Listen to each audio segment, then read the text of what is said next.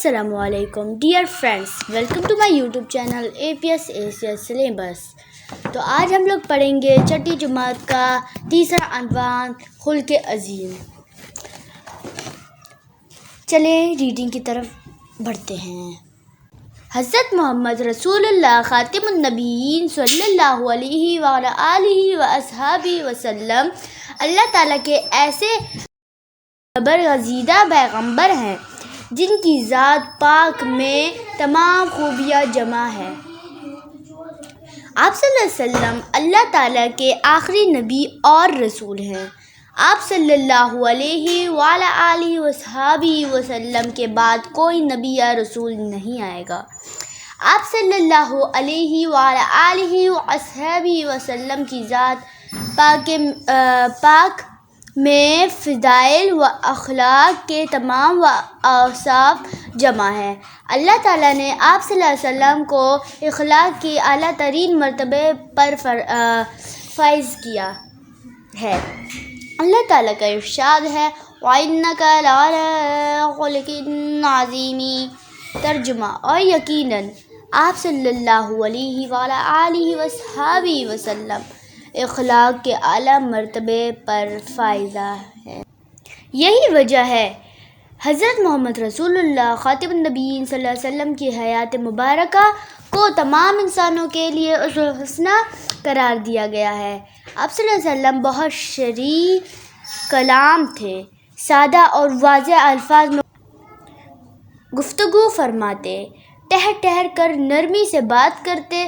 جب آپ صلی اللہ علیہ وآلہ وصحبہ وسلم گفتگو فرماتے وہ اتنی واضح ہوتی کہ سننے والا اگر اسے یاد رکھنا چاہے تو یاد رکھ سکتا تھا۔ حضرت عائشہ صدیق رضی اللہ تعالیٰ عنہا بیان کرتی ہے کہ حضرت محمد رسول اللہ خاتم النبیین صلی اللہ علیہ وسلم نہ بازار میں بلند آواز سے باتیں کرتے تھے اور نہ برائی کا جواب برائی سے دیتے تھے، لیکن معاف کر دیتے اور درگزر فرما دیتے تھے۔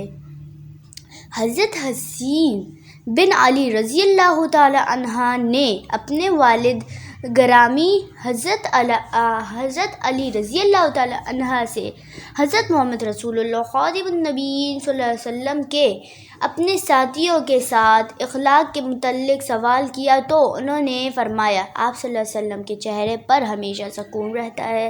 آپ صلی اللہ علیہ وسلم بہت نرم مزاج تھے۔ آپ صلی اللہ علیہ وسلم سے بات کرنا بہت سہل تھا، سہل یعنی آسان، سہل تھا، اور آپ صلی اللہ علیہ وسلم نرم دل تھے، بے مقصد باتوں کی طرف توجہ نہیں فرماتے تھے۔ اگر کوئی شخص آپ صلی اللہ علیہ وسلم کے پاس کوئی حاجت یعنی ضرورت لے کر آتا تو آپ صلی اللہ علیہ وسلم اس کو مایوس نہیں فرماتے تھے۔ آپ صلی اللہ علیہ وسلم کبھی کسی شخص یا چیز میں عیب نہیں نکالتے تھے، نہ ہی کسی کے راز جاننے کی کوشش فرماتے تھے۔ جب آپ صلی اللہ علیہ وسلم گفتگو فرماتے تھے تو آپ صلی اللہ علیہ وسلم کے ہم مجلس اس طرح اپنے سروں کو جھکا لیتے جیسے ان کے سروں پر پرندے بیٹھ ہوں۔ جب آپ صلی اللہ علیہ وسلم خاموش ہو جاتے تو صحابہ کرام رضی اللہ تعالیٰ عنہ آپ صلی اللہ علیہ وسلم سے کوئی بات کرتے تھے۔ آپ صلی اللہ علیہ وسلم کے پاس جو بھی حاجت یعنی ضرورت مند آتا تو آپ صلی اللہ علیہ وسلم اس کی حاجت پوری فرما دیتے۔ آپ صلی اللہ علیہ وسلم کو سادہ غذا پسند تھی، بغیر چنے جو کے آٹے کی روٹی تناول فرما لیتے، کبھی کسی کھانے میں نقص نہ نکالتے، نقص یعنی بولتی ہے نا۔ آپ صلی اللہ علیہ وسلم صحابہ کرام رضی اللہ تعالیٰ عنہم کو غلاموں کے بارے میں حسن سلوک کی تاکید فرماتے اور فرماتے کہ جیسا خود کھاؤ ویسا ہی اپنے غلاموں کو بھی کھلاؤ، جیسا خود پہنو ویسا ہی انہیں بھی پہناؤ، اور ان کی طاقت سے زیادہ کام مت لو۔ آپ صلی اللہ علیہ وسلم کی زندگی ہمارے لیے مشعل راہ ہے۔ اللہ تعالیٰ کا ارشاد گرامی ہے، ترجمہ، بے شک تمہارے لیے رسول اللہ صلی اللہ علیہ وسلم کی زندگی بہترین نمونہ ہے۔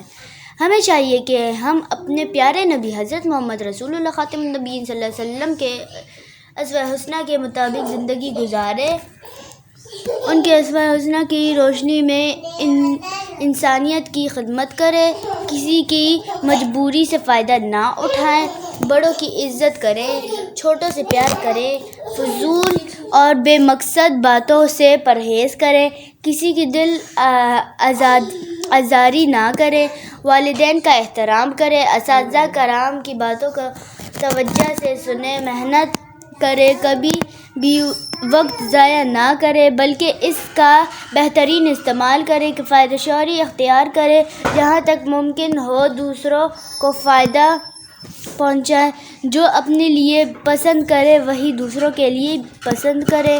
ان باتوں پر عمل کرنے سے ہم دنیا و آخرت میں کامیاب ہو سکتے ہیں۔ آج کل ہمیں جن مسائل کا سامنا ہے ان پر کامیابی سے قابو پایا جا سکتا ہے، بشرط یہ کہ ہم نبی اکرم صلی اللہ علیہ وسلم کی حیات مبارک سے سبق حاصل کریں، آپ صلی اللہ علیہ وسلم کے بتائے ہوئے اصولوں کو اپنی عملی زندگی کا حصہ بنائیں، معزز دنیاوی رسم و رواج کے مطابق زندگی بسر نہ کریں بلکہ زندگی کا ہر قدم پر آپ صلی اللہ علیہ وسلم کے اسوہ حسنہ سے روشنی حاصل کریں۔ آپ صلی اللہ علیہ وسلم کی تعلیمات پر عمل کرنے سے ہمارے معاشرے میں امن و سکون اور اخوت محبت کی فضا قائم ہو جائے گی، کسی کے حقوق غصب نہیں ہوں گے، سب کی بنیادی ضروریات پوری ہوگی اور زندگی کے ہر شعبے میں عدل و انصاف قائم ہو جائے گا۔ Like, share and follow for more. Don't forget to subscribe. Bye bye.